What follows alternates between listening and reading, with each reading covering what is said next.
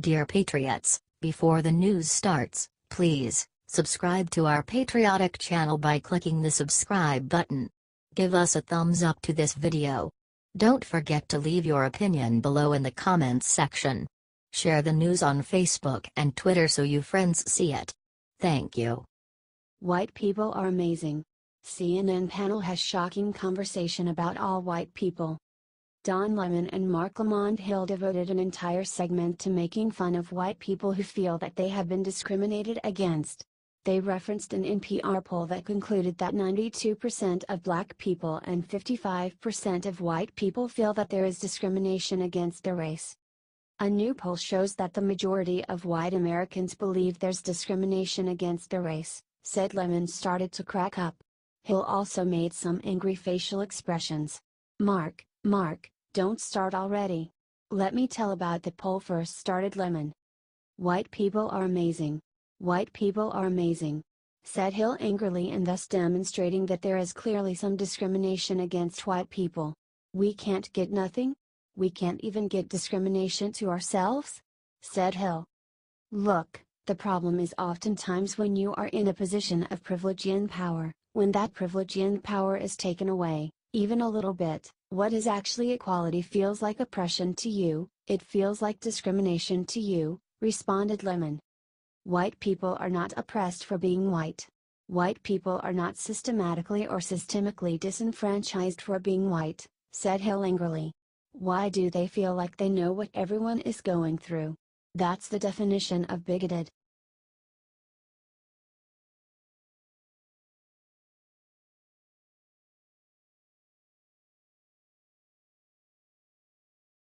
Shut up and do your job.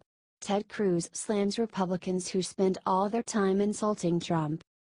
In a surprising interview, Ted Cruz attacked Republicans who are spending all of their time attacking President Trump. Senator Jeff Flake announced he would not be running for Senate again before launching a nasty speech against Trump. McCain praised him for this speech. Well, I think it's unfortunate, the nastiness that pervades Washington right now, and the political battles of personality that consume seemingly every minute of the media attention and an awful lot of the time and energy here in this town. My view is simple. I don't care about the political circus, about who's throwing rocks at whom, said Cruz. We've got a job to do, we have a job to do because we've got a unique opportunity. This doesn't happen very often, Marc, as you know well. A Republican president, Republican heads of every agency, Republican majorities in both the House and Senate. We need to deliver, said Cruz. I think everybody should stop bickering and engaging in just personal attacks. I think we should focus on doing our job. That's what my focus is, explained Cruz. It's like you're back in junior high. I really don't care who passed a note to the cute girls in pigtails. We've got a job to do, damn it. And so all of this nonsense, I've got nothing to say on it. Everyone shut up and do your job, is my view, said Cruz. Do you think he's right?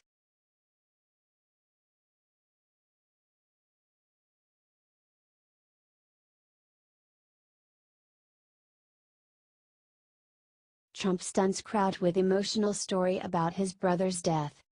If you only watched CNN and the mainstream media, they would have you believe that President Trump was an emotionless, empty-headed, evil guy. But there is much more to him than they want you to know. At a recent press conference, President Trump addressed the opioid epidemic, where he also talked about the tragic death of his older brother, who died of alcohol poisoning. I had a brother, Fred, great guy, best looking guy, best personality, much better than mine, but he had a problem. He had a problem with alcohol. And he would tell me, don't drink. Don't drink. He was substantially older and I listened to him and I respected, but he would constantly tell me, don't drink. He'd also add, don't smoke, said Trump. To this day, I've never had a drink. And I have no longing for it. I have no interest in it to this day. I've never had a cigarette, said Trump. I had somebody that guided me and he had a very, very, very tough life because of alcohol, believe me. He was a strong guy, but it was a tough thing that he was going through, but I learned because of Fred, said President Trump. In his speech, President Trump talked about the importance of educating children not to use drugs. He said that he would create really tough, really big advertising. "We have fought and won many battles and wars before and we will again," said President Trump.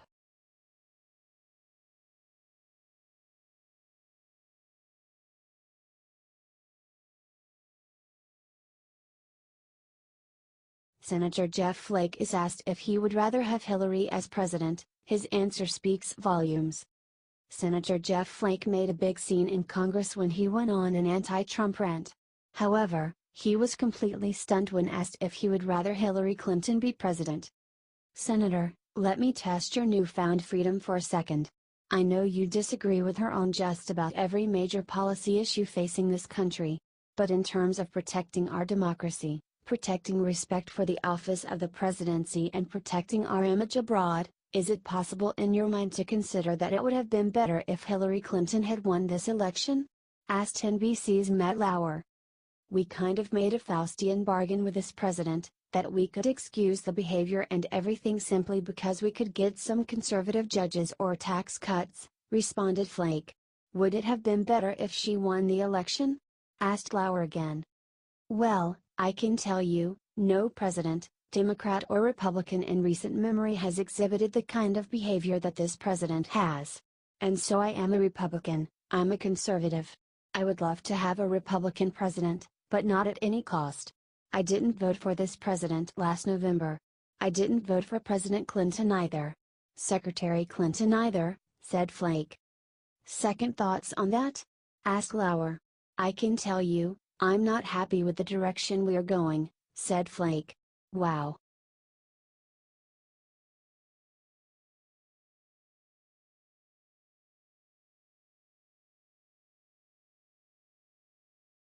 New York Times claims Hillary had no idea that she funded the dossier against Trump. The DNC did everything they could to help Hillary in the election, including giving her debate questions beforehand. Hillary clearly coordinated with them the whole time. Now, it has recently come to life that Hillary's campaign and the DNC funded the disproven, baseless, dossier that alleged that Trump went to Russia and hired prostitutes to urinate on him. Officials from the Clinton campaign and the DNC have said they were unaware that Perkins Coie facilitated the research on their behalf, even though the law firm was using their money to pay for it. Even Mrs. Clinton only found about Mr. Steele's research after BuzzFeed published the dossier, according to two associates who discussed the matter with her, wrote the New York Times. They said that she was disappointed that the research, as well as the fact that the FBI was looking into connections between Mr. Trump's associates and Russia, was not made public before Election Day, said the NIT. But word of the memos and their contents had circulated in Washington political and media circles before the election. In British court filings, Mr. Steele's lawyers said that he and Fusion GPS briefed journalists from a range of media outlets, including the New York Times, on his research starting in September of 2016, they wrote. The real question that stems from all of this is, how dumb do they think we are?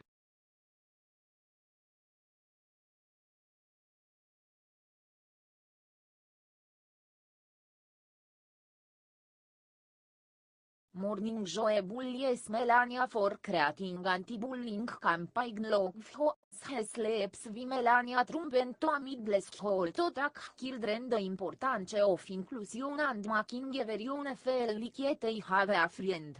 However, MSNBC se Joe Scarborough and Mika Brzezinski had a huge problem with this. I encourage you to find a new friend and at lunk with a new friend and nova friend. Ask them what they like, what their hobbies are, so nobody becomes sad or stressed, and everybody feels included, said Melania. I think it is important that we show kindness and compassion. I always believe that you need to treat others with respect and kindness and compassion, but also stay true to yourself.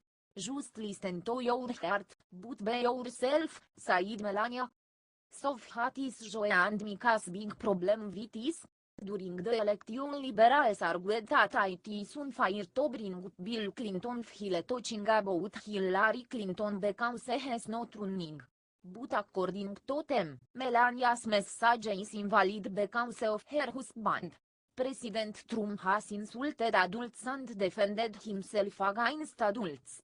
But US liberals can't tell the difference between bullying a kid and insulting an adult. If you are going to pick anything, that's an interesting thing for Melania to pick, considering, well, man, all the insults. Trump's constantly cyberbullying, that's fascinating. You have remembered about it when he said was fat, and little Bob Corker, little Marco. My best household start with patient X, or patient 0. If he sleeps actually with the worst bully in America, said Scarborough.